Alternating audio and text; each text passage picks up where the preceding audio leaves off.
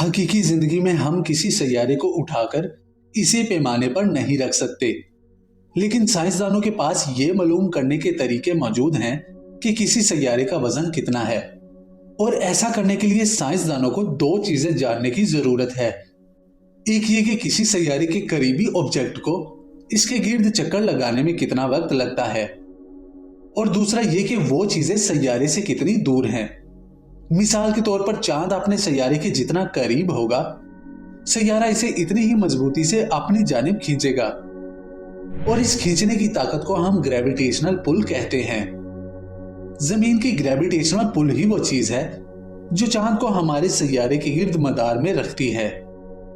लेकिन ग्रेविटी का वेट से क्या ताल्लुक? जब आप किसी पैमाने पर खड़े होते हैं तो ये असल में इस चीज की पैमाइश करता है कि जमीन की ग्रेविटी आपको कितनी सख्ती से खींच रही है। अगर आप किसी दूसरे सैयारे पर एक पैमाने पर कदम रखते हैं तो ये यहां से कुछ मुख्तलिफ कहेगा। इसकी वजह यह है कि सैयारों का वजन मुख्तलिफ मिकदार में होता है, और इसीलिए फोर्स ऑफ ग्रेविटी एक सैयारे से दूसरे सैयारे पर मुख्तलिफ होती है।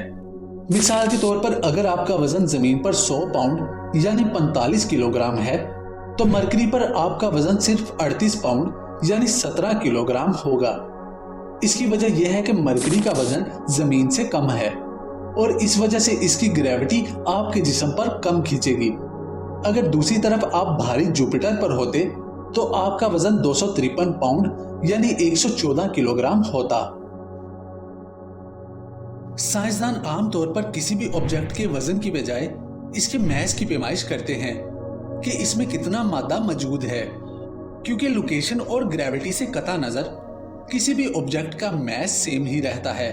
आपका मार्स या जुपिटर पर वही मैस होगा जैसा कि यहाँ जमीन पर होता है, लेकिन इन सैयारों पर आपका वजन मुख्तलिफ होगा।